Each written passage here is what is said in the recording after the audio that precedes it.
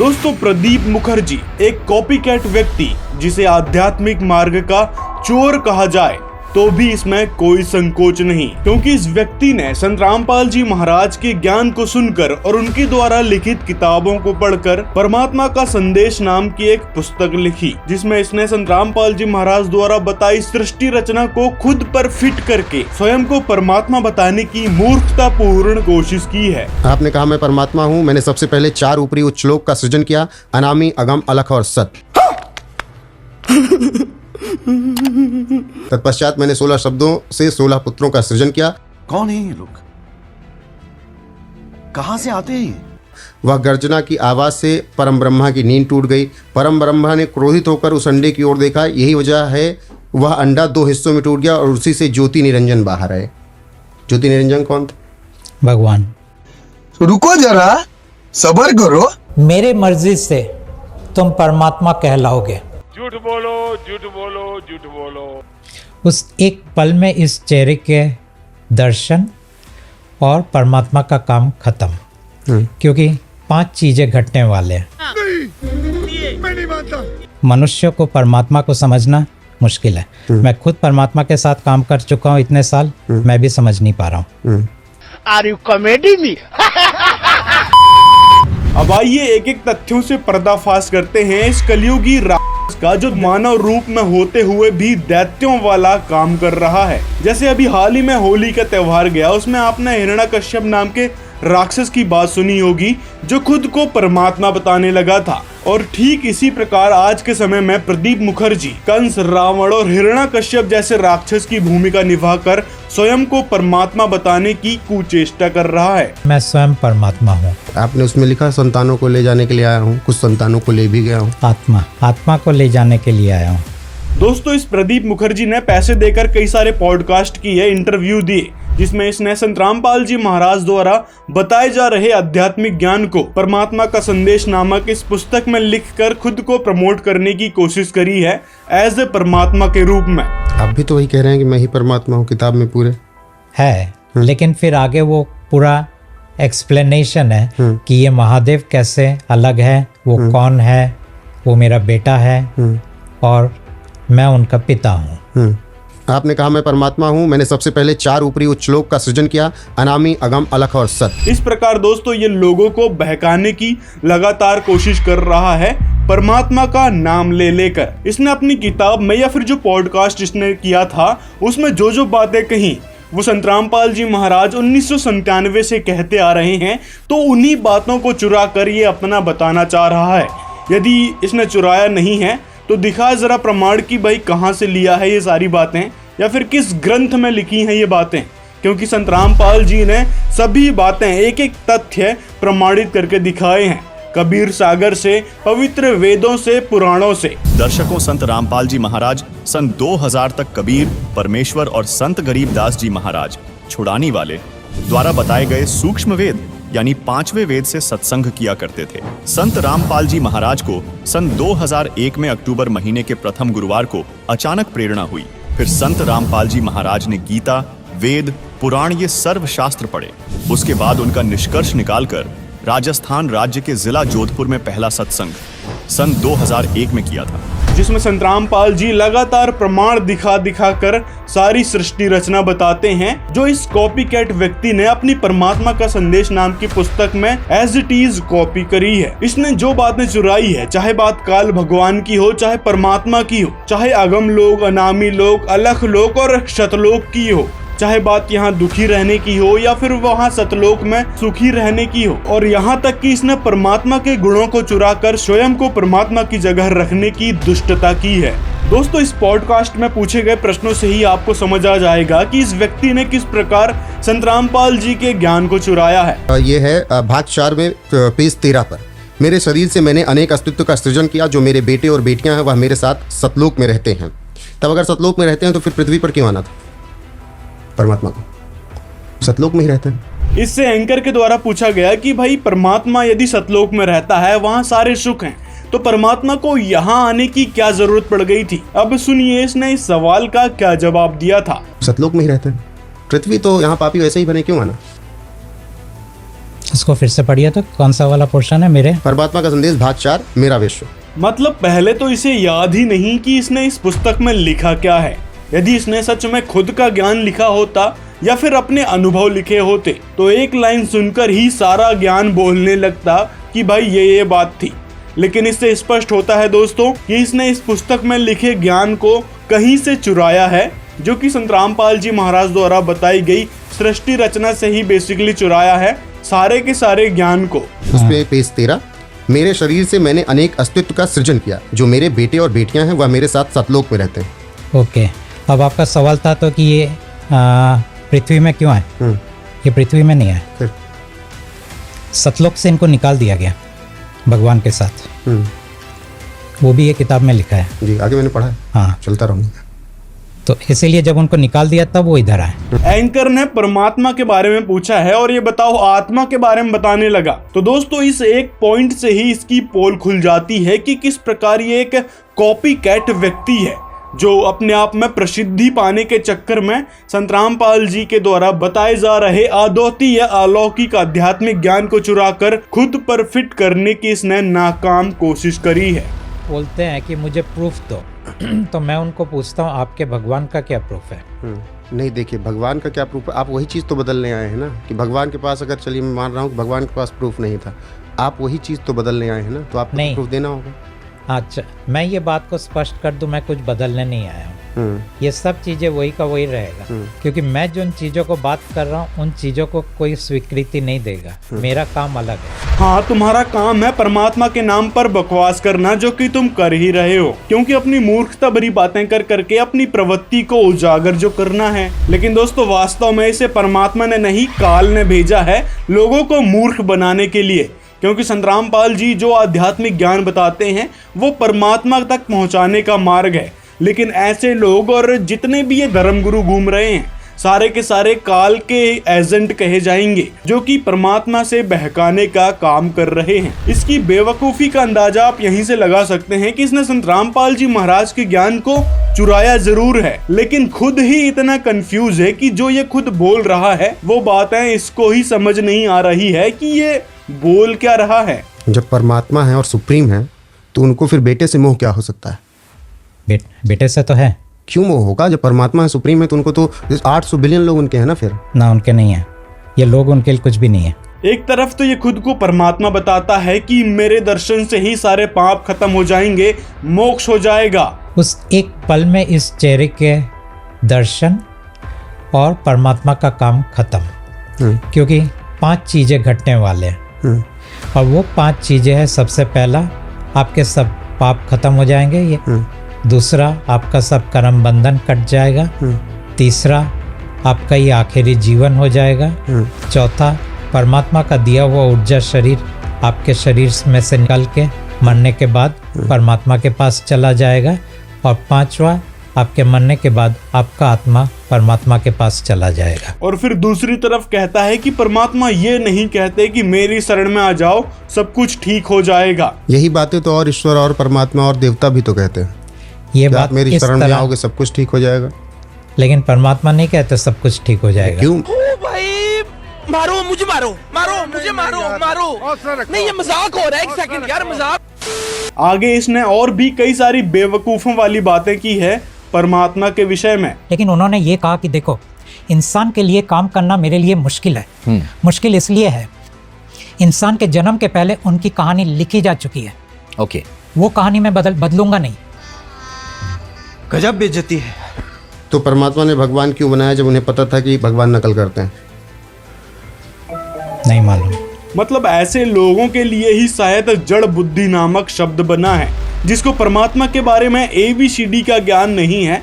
वो बताने जा रहा है परमात्मा का संदेश, और कुछ भोले भाले लोग इसकी इस मूर्खतापूर्ण बातों पर विश्वास भी करने लगे हैं। मैंने फील किया कि भगवती जी और आप, मतलब कि परमात्मा को मैंने फील किया कि वो मेरे सामने है, और फिर क्या किया ना, वो मुझसे पूछ रहे हैं क्या आप हमसे जुड़ना चाहते हो।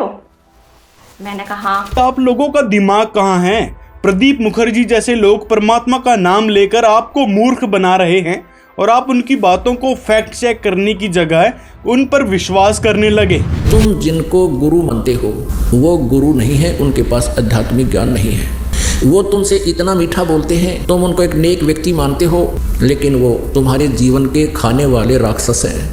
जैसे तुम उनको भेड़ मानते हो, वो भेड़ के रूप में भेड़िया है। वहीं प्रदीप मुखर्जी जैसे कॉपीकैट व्यक्ति यदि संत रामपाल जी के द्वारा बताए जा रहे ज्ञान को कॉपी करके सुनाना शुरू करते हैं तो लोग सवाल तक नहीं करते कि भाई ये कैसे हुआ, इसका प्रमाण क्या है, किस बेस पर आप कहना चाह रहे हो, किस बेस पर अपने आप को संदेशवाहक या फिर खुद को परमात्मा बता रहे हो। इस प्रकार के क्वेश्चन क्यों नहीं करते?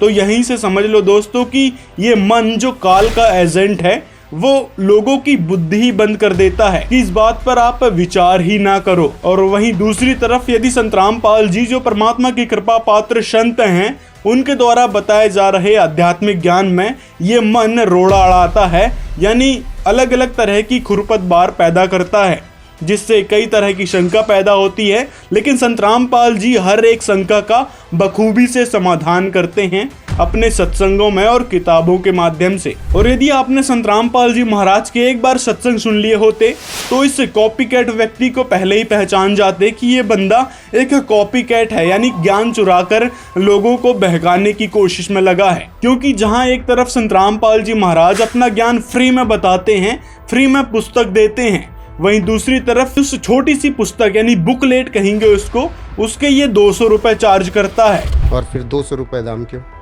200 रुपये दाम क्यों? क्योंकि इस काम के लिए पैसे तो थोड़े लगते हैं ना। जिसमें जो बातें लिखी है, जो इसने ज्ञान चुराया है, वो ज्ञान संत रामपाल जी 1997 से लगातार बताते आ रहे हैं, प्रमाणित कर करके। कि एक कबीर आए थे जिन्होंने ट्राई किया था कि आत्माओं को मुक्ति मिल सके, लेकिन क्योंकि उनके ऊपर भी भगवानों का शायद स्टोरी लाइन में कुछ प्रॉब्लम थी या उनको भी कुछ श्राप मिला हुआ था, जिसकी वजह से गुरु शिष्य परंपरा होने की वजह से वो बहुत ज़्यादा इस चीज़ को स्प्रेड नहीं कर पाए। We are very tech savvy, we are fortunate कि now because of the data we are spreading much faster. So Kabir ने तो अपने कविताओं की वजह से लोगों के मन की भावनाओं को चेंज करने की कोशिश की। धन्य थे वे। वही ज्ञान तो 600 वर्ष पहले परमेश्वर कबीर देव जी ने बताया था। आज ये दास आपको परमेश्वर के ज्ञान को अपने सदग्रंथों से मेल करके रूबरू करा रहा है। और पुण्यात्मा जो अच्छी आत्मा है, बुद्धिमान है, वो तुरंत इसको समझ रहे हैं और इन नकली गुरुओं के उद्देश्य से भी परिचित हो रहे हैं कि ये क्या चाहते हैं। इनका उद्देश्य सदा ये रहा है कि हम जनता को सच्चाई से दूर रखें ताकि इनके ये रोजी रोटी बनी रहे। कबीर का भी जिक्र आपने किया। आज जो कबीर की शिक्षाएं हैं वह उनकी हैं ही नहीं, और जो हैं वो निरर्थक हैं। इसके अलावा आपने कहा कि इसी तरीके से परमात्मा ने कबीर को आज से 600 साल पहले भेजा था, लेकिन तब अधिकांश आत्माएं वापस आने को तैयार नहीं थी, बहुत छोटी संख्या में आत्माएं वापस गई। कबीर भी परमात्मा के ही संदेशवाहक थे, संतान। ये अज्ञानी रहने कक्का भी नहीं पता था। जिन महापुरुषों ने मिला उन्होंने बताया कबीर इज गॉड। वो कबीर देव काशी में हम सुल्तानी नानक तारे दादू को उपदेश दिया, जात जुलाहा भेद न पाया वो काशी माए कबीर हुआ। दर्शकों, संत रामपाल जी महाराज ने वेदों से प्रमाणित कर दिखाया कि परमात्मा सह शरीर है, उसका नाम कबीर है।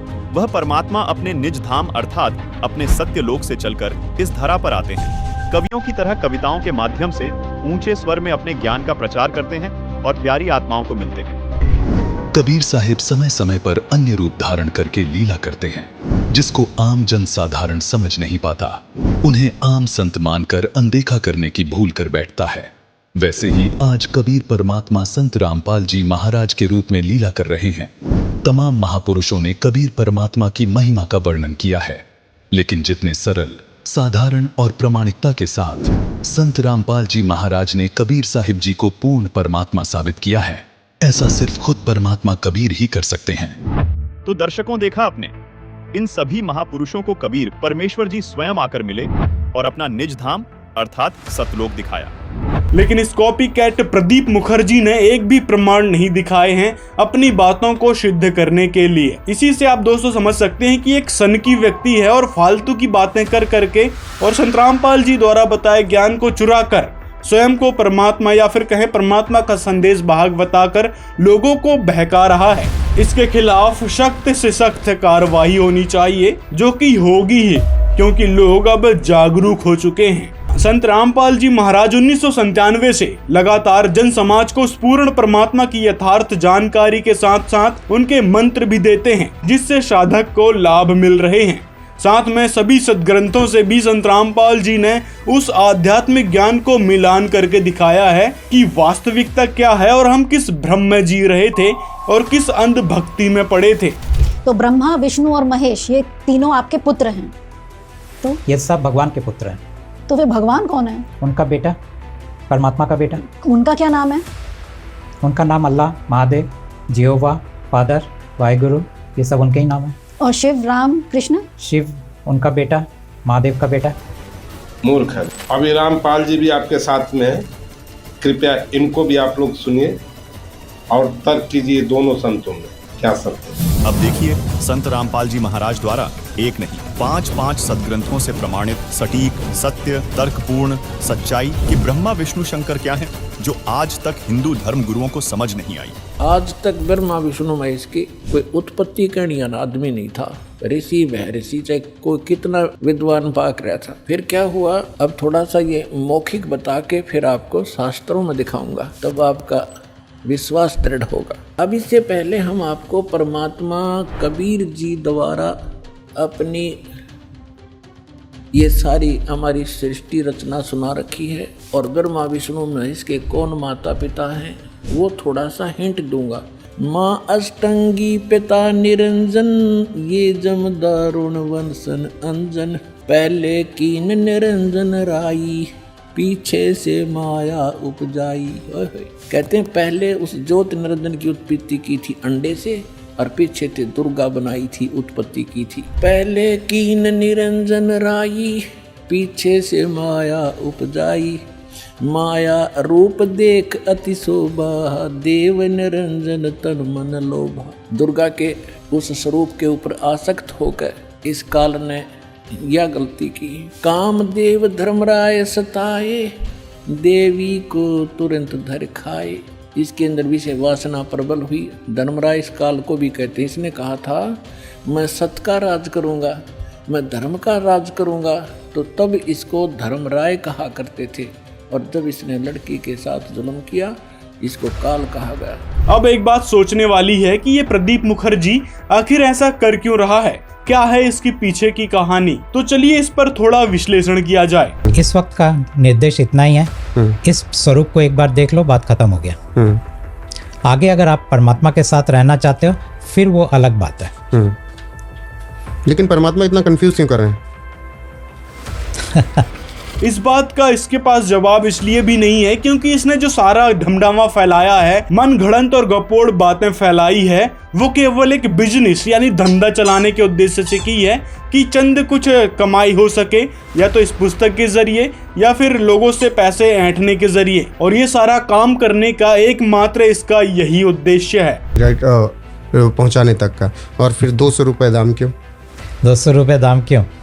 क्योंकि इस काम के लिए पैसे तो थोड़े लगते हैं ना। नहीं, जब अगर आप परमात्मा हैं तो फिर आपके लिए इतनी चीज़ें क्यों? फिर इतनी चीज़ें तो है क्योंकि लोगों ने लिखा, आपके पुराने पॉडकास्ट के कमेंट बॉक्स में रहे, प्रदीप जी मात्र अपने आप को और अपनी पुस्तक का प्रचार कर रहे हैं। प्रदीप जी ने बोला हमें सारा ज्ञान पुस्तक या गुरु से ही मिला, किसी ने भी परमात्मा को नहीं देखा, तो यह नियम उनके ऊपर भी लागू होता है। ये बात आप किसी पॉडकास्ट में कुछ दिन पहले बोले थे। तो लोगों ने पूछा क्या किताब का प्रचार कर रहे हैं? मैं परमात्मा का प्रचार कर रहा हूँ, लेकिन प्रचार उनकी परमात्मा की नहीं है, वो उसकी झलक की है। और एंकर ने भी सही कहा कि यदि ये परमात्मा है या परमात्मा का संदेश वाहक है तो इसको ये ज्ञान फ्री में देना चाहिए था, लेकिन ये पुस्तक के पैसे चार्ज कर रहा है। मतलब एक तरह से ये परमात्मा के नाम पर बिजनेस और पॉपुलैरिटी हासिल करना चाहता है। और वहीं दूसरी तरफ संत रामपाल जी की यदि बात किया जाए तो संत रामपाल जी अपना तत्व ज्ञान फ्री में देते हैं। चाहे आप सत्संग सुन लो, संत रामपाल जी के टीवी चैनलों पर, यूट्यूब पर फ्री में उपलब्ध हैं, और चाहे यदि आप उनकी पुस्तक पढ़ना चाहते हैं तो निःशुल्क डाउनलोड कर सकते हैं www.jagatgururampalji.org के पब्लिकेशन टैब में जाकर सारी पुस्तकें आपको मिल जाएगी। वहां से आप इनको रीड कर सकते हैं, बिल्कुल निःशुल्क यानी फ्री में, क्योंकि संतराम पाल जी का परमात्मा का संदेश जन जन तक पहुंचाने और यथार्थ भक्ति को समाज तक पहुंचाने का एकमात्र उद्देश्य है। और इन्हीं सारी बातों को कॉपी ये प्रदीप मुखर्जी जैसे मेंटल लोग कर रहे हैं। आप मेरे परमात्मा के इन सब के बारे में किए गए रहस्योद्घाटन को पढ़ने के बाद भी इस सम्मोहन से मुक्त नहीं हो पाओगे। जब पढ़ने के बाद भी हम सम्मोहन से मुक्त नहीं हो पाएंगे तो फिर हम क्यों पढ़ें, या कोई क्यों पढ़े, और अगर नहीं पढ़े तो फिर कन्फ्यूजन में रहे। परमात्मा नहीं चाहते कि ये किताब को आप एक्चुअली पढ़ो, तो लिखी क्यों गई? फिर भी उन्होंने कहा कि लिखो।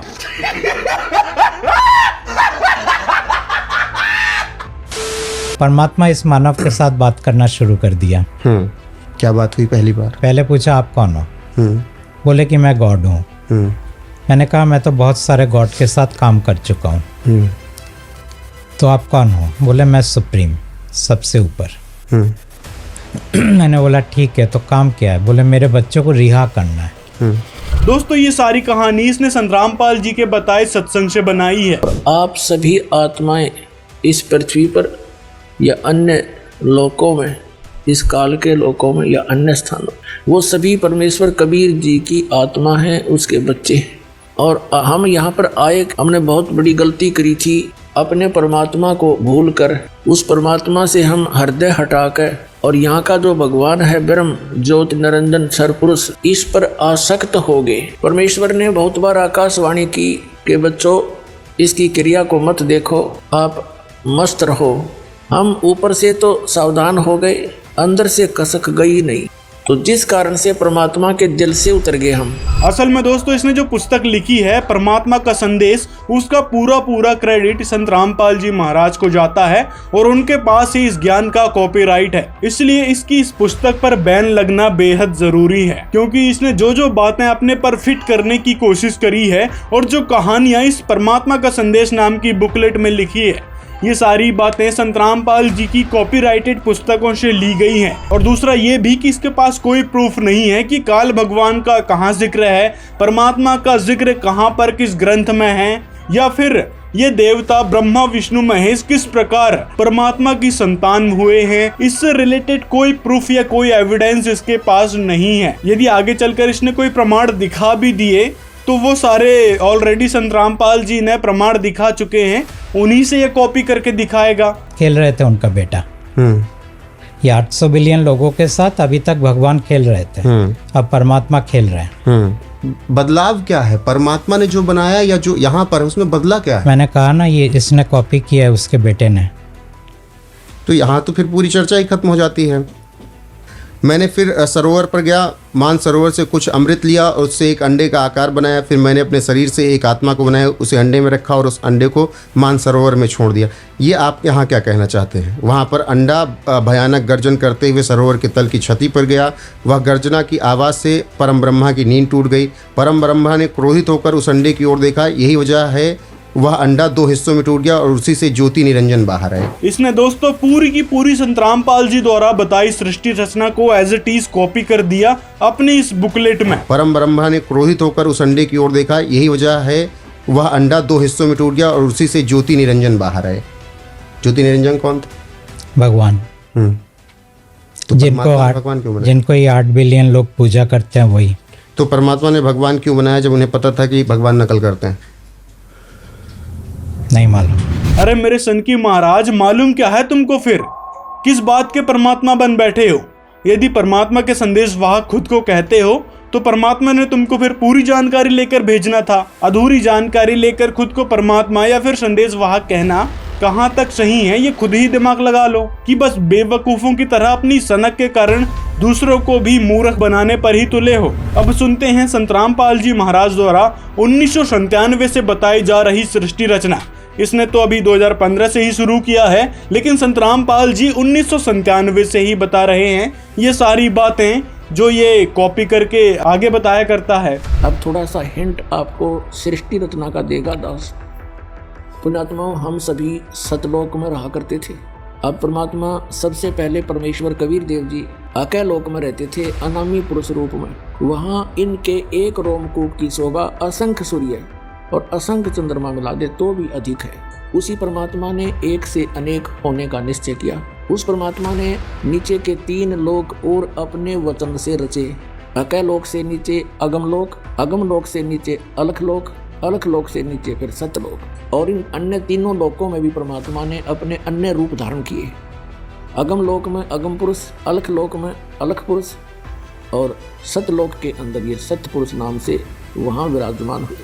अपने आत्माओं सतलोक के अंदर आकर परमात्मा ने फिर अन्य और रचनाएं की। सबसे पहले उन्होंने एक वचन से 16 द्वीप रचे और फिर अपने 16 वचनों से 16 पुत्रों की उत्पत्ति की। उनमें से कौन कौन हैं? सहजदास, जोगजीत, अचिंत, ये इस प्रकार 16 हैं ये परमात्मा के वहाँ सतलोक में प्रथम प्रगट जो पुत्र है। इन 16 के 16 को अलग अलग द्वीपों में रहने का आदेश दे दिया। फिर अपने पुत्र अचिंत से कहा प्रभु ने, परमेश्वर ने, सत्यपुरुष कबीर देव ने कि बेटा तू शेष रचना अब तू कर। अब परमात्मा उनको ये दिखाना चाहता था कि जिसका काम उसी को सजे और करे तो मूर्ख बजे। अक्षर पुरुष से कहा अचिंत ने कि तू मेरा सहयोग दे सृष्टि रचना में। अक्षर पुरुष जाकर के वहाँ बने मानसरोवर में, एक अलग से मानसरोवर बना हुआ है, वो भी परमात्मा ने अपने वचन से रचा। उस मानसरोवर के अंदर जाकर के स्नान करने लगा, फिर उसके अंदर गोते लगाने लगा, उसमें निंद्रा आ गई, सो गया। काफ़ी समय तक वो बाहर नहीं निकला। तब अचिंत ने परमात्मा से कहा प्रभु ऐसे ऐसे अक्षर पुरुष निंद्रा में सोया पड़ा है, वो बाहर नहीं आ रहा, आगे रचना मैं कैसे करूं? तब परमात्मा ने कहा पुत्र तुम कर भी कुछ नहीं सकते और ना ही आगे से ट्राई करना। ये एक उनको ट्रेलर दिखाना था कि तुम्हारे बस का यूँ काम है नहीं, कहीं बीच में टांग अड़ाने लग जाओ तुम। तब परमात्मा ने उस सरोवर से ही एक जल लिया अपने चुल्लू में और उसमें एक अपने मंत्र से वचन से एक अंडा बना दिया इतना बड़ा। उस अंडे को छोड़ दिया सरोवर में। वो गड़गड़ गड़गड़ करता हुआ जब नीचे को गया, अक्षर पुरुष की निंद्रा भंग होगी और उसने एकदम कोप हो गया, क्रोध हुआ कि मैं किसने जगा दिया। आप कोई गहरी नींद सो रहा हो और उसको कोई जगा दे तो उसको बहुत क्रोध आता है, थोड़ा गुस्सा सा आता है। और जो ही उसने थोड़ा सा क्रोध से देखा कि किसी ने मुझे निंद्रा किसी ने भंग कर दी मेरी, उसके वो क्रोध तेज उस अंडे में प्रवेश हो गया। अंडा 2 भाग हो गया। उसमें से ये सरपुरुष निकला, सरपुरुष जिसको ज्योति निरंजन भी कहते हैं। आगे चल के ये काल कहाया। आगे सुनते हैं कुछ और बातें इस प्रदीप मुखर्जी ने कही है। मैं बस ये समझना चाहता हूँ कि अलग क्या है। मैं जब इस किताब पढ़ रहा था, मैंने पूरी किताब एक रात में पढ़ी और जब मैं पढ़ रहा था तो मेरे सवाल बस यही थे कि अलग क्या है। अगर परमात्मा है, अगर मेरे इष्ट देव कोई हैं, मैं उनको पूज रहा हूँ, अगर मुझे उनमें कुछ अलग दिख रहा है तभी मैं उनको पूज रहा हूँ। अगर परमात्मा खुद को कह रहे हैं कि मैं संदेश वाहक हूँ, तो किसके संदेश वाहक हैं और ईश्वर देवता भगवान में उनसे अलग क्या है? जो कि आप भले कहें या कोई भी कहे, लेकिन मैं जर्नलिस्ट हूं, मैं सवाल करूंगा कि क्यों कैसे कोई विश्वास करे? क्या इस किताब में लिखा नहीं है कि आपको विश्वास करने की जरूरत नहीं है? मैंने पढ़ लिया वो, पूरे नमूने वाली हरकत है इसकी, जिसके कारण इसने अपनी उस किताब में भी लिख दिया कि भाई जो मैं बात बता रहा हूँ, ये जो बात लिखी है उस पर विश्वास करने की आपको जरूरत नहीं है। प्रदीप जी, आपको किसी को विश्वास दिलाना ही नहीं था तो फिर लिखी क्यों है वो किताब? लेकिन लिख देने मात्र से ही सब कुछ सत्य नहीं हो जाता ना। फिर आपने ही कहा, फिर और क्या? आपने ही कहा कि वो किताबें जो लिख दी गई किसके आधार पर लिख दी गई। फिर आपने इसमें कहीं लिखा कि 2000 साल पहले ये सब कुरीतियां शुरू हुई। आपको कैसे पता कि 2000 साल पहले शुरू हुई? क्योंकि उन्होंने बोला। क्योंकि उन्होंने बोला। किसने बोला है भाई? परमात्मा ने। यदि परमात्मा खुद को बता रहे थे तो फिर ये परमात्मा अलग से कहाँ आ गया? यदि अलग से परमात्मा है तो खुद को परमात्मा बताने का क्यों ढोंग कर रहे हो? मतलब कहीं तो स्थिर हो जाओ। क्यों अपने सनक के कारण दोषी बन रहे हो उस पूर्ण परमात्मा के, खुद को परमात्मा बताकर या फिर उनका संदेश वाहक बताकर? यदि संदेश वाहक होते तो फिर परमात्मा पूरा की पूरा ज्ञान देकर भेजते। हर बात पे कहते हो नहीं पता, नहीं पता, मत विश्वास करो। किसने कहा विश्वास करने को? मतलब हर एक बात में नहीं नहीं। जबकि दोस्तों परमात्मा की डिक्शनरी में नहीं शब्द कहीं भी नहीं है। परमात्मा के पास हर एक बात का जवाब होता है, जो कि हमारे पवित्र सदग्रंथ भी प्रमाणित करते हैं। लास्ट में इस नमूने के कारण वो एंकर भी थक गया कि भाई अब इससे पूछूं तो पूछूं क्या? क्योंकि उन्होंने बोला। चलिए आगे बढ़ते हैं। मतलब ये हर एक बात का जवाब नहीं में दे देता है और चुप हो जाता है, आगे बोलता ही नहीं। मतलब किस बेवकूफ को सामने बिठा दिया है, यही बात वो एंकर भी सोच रहा है। तो दोस्तों ये था इस प्रदीप मुखर्जी का पूरा सच। यदि दोस्तों और भी इसके बारे में वीडियोस देखना चाहते हैं तो कमेंट में हमें जरूर बताएं और ज्यादा से ज्यादा इस वीडियो को शेयर करें। मिलते हैं अगले वीडियो में।